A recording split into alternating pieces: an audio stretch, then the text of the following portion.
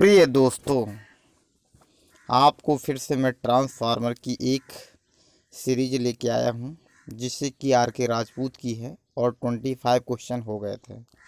ठीक है, 24 तक हो गया था, 25 क्वेश्चन नंबर है। चलिए चलते हैं क्वेश्चन पे। और बहुत ही इम्पोर्टेंट क्लास होने वाली है ये। ट्रांसफार्मर में रूटीन दक्षता किस पर निर्भर करती है? लोड करंट, लोड की पावर फैक्टर पर। ठीक है ना, ये दोनों ऑप्शन पे डिपेंड करती हैं। लोड करंट पर निर्भर करती है और लोड की पावर फैक्टर पर डिपेंड करती है। अगला चलते हैं, 26 नंबर देखिएगा माय दोस्तों। ट्रांसफार्मर में कन्वर्टर का क्या कार्य होता है?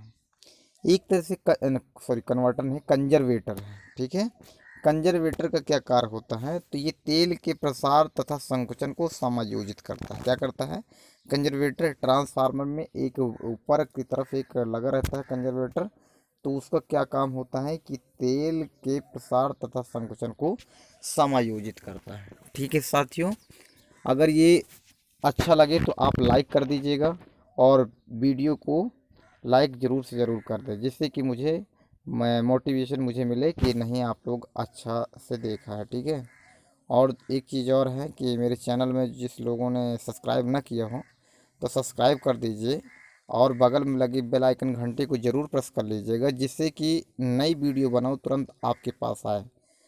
और मेरा एक सपोर्ट आपके लिए प्यारे दोस्तों, एक सपोर्ट ज़रूर कर दीजिए, जिससे कि मैं अच्छे से अच्छे वीडियो लेके आने लगूं। ठीक है, पूरी का पूरी आर के राजपूत बताना है। ठीक है, धन्यवाद साथियों।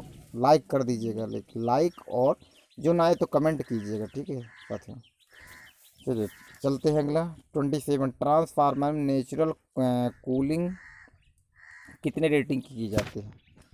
नेचुरल कूलिंग कितने रेटिंग तक की जाती है? 3000 kVA तक की जाती है। कितना? 3000 kVA तक की जाती है। ठीक है, अगला क्वेश्चन नेक्स्ट है, 28 नंबर है। अगला क्वेश्चन नेक्स्ट 28 में है, पावर ट्रांसफार्मर का उच्चतम दक्षता किस लोड पर होती है? ये क्वेश्चन बहुत पूछा गया है, TG2 में भी पूछा गया है, यूपीपीसी में भी, जेई में भी पूछा गया था। ठीक है, ये फुल लोड पर होता है। पावर ट्रांसफार्मर की उच्चतम दक्षता किस लोड पर होती है? फुल लोड पर होती है। ठीक है ना साथियों, अगला, डिस्ट्रीब्यूशन ट्रांसफार्मर की उच्चतम दक्षता किस लोड पर होती है? एक अगर लग जाता है डिस्ट्रीब्यूशन ट्रांसफार्मर, वितरण ट्रांसफार्मर जो होता है उसमें हाईएस्ट एफिशिएंसी कब होती है? दक्षता ये फुल लोड पर होती है। कितने?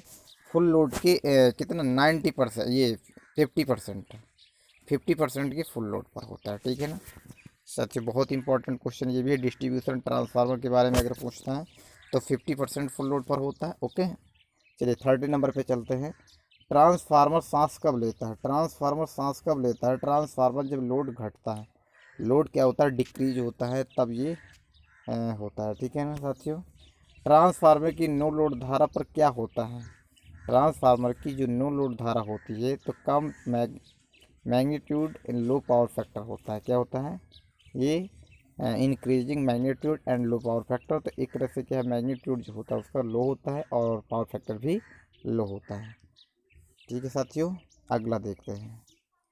चलिए अगला नंबर है आपका, spacer are provided between adjust, क्या है ये जो होती है ना, एडजेक्सेंट कॉइल एक होती है, तो इसमें किसके लिए होता है? इसको पढ़िएगा, जब ना आए तो बताइएगा, तो इसको भी बना दूंगा मैंने ध्यान नहीं दिया, जल्दी कर दिया है। इसको देख लीजिएगा, अगर कमेंट करके बताइएगा जो समझ में आए तो मैं इसको बना करके और अच्छे से बता दूंगा। ठीक है, अगला क्वेश्चन देखते हैं।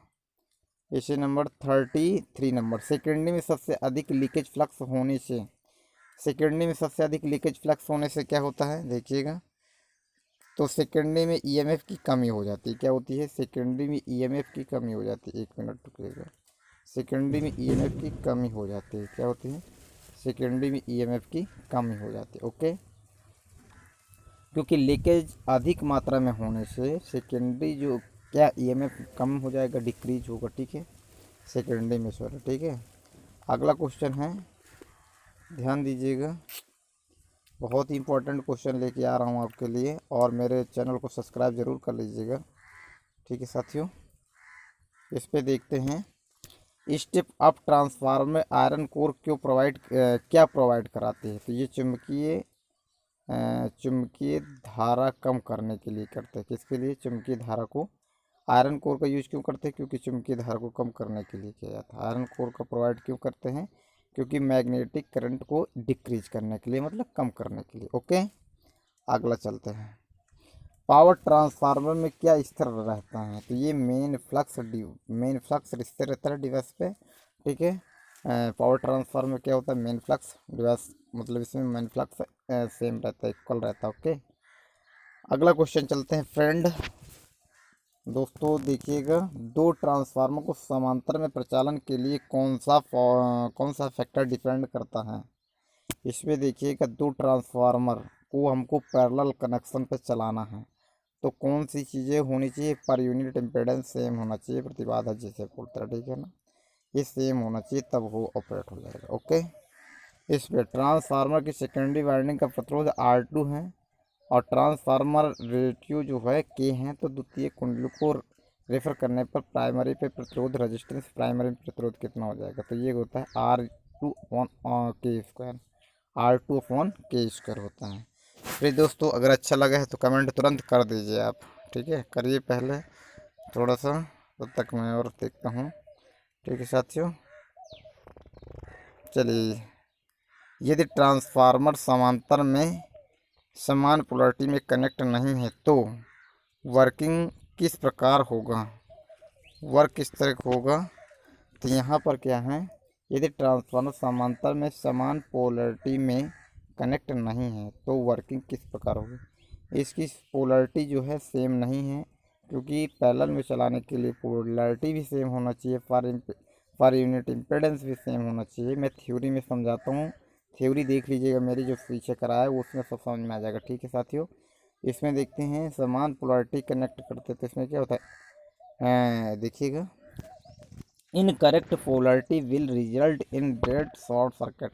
ये इसका ऑप्शन ये होगा, ठीक है ना, ये डेड शॉर्ट सर्किट होगा। ओके, अगला क्वेश्चन है, इसको भी नहीं लिखा है, इसको भी बताऊंगा मैं अभी। 39 नंबर, ओके, मैं 39 नंबर देखूंगा क्वेश्चन पे। ठीक है, अगला 40 नंबर देख लीजिएगा। ट्रांसफार्मर रेटिंग किस साइज प्रोवाइड की जाती है? ट्रांसफार्मर रेटिंग किस साइड प्रोवाइड की जाती है? High voltage side. ओके साथियों, किस साइड प्रोवाइड की जाती है? तो ये याद रखिएगा, हाई वोल्टेज साइड। अगला क्वेश्चन है, ये बहुत इंपॉर्टेंट क्वेश्चन है, ध्यान दीजिएगा, क्वेश्चन इंपॉर्टेंट है। ठीक है, अगला है, उच्च फ्लक्स घनत्व के उपयोग में ट्रांसफार्मर क्या होता है? उच्च फ्लक्स घनत्व के उपयोग में ट्रांसफार्मर क्या होता है? भार अपॉन केवीए घटता है, ठीक है ना, भार अपॉन केवीए घटता है।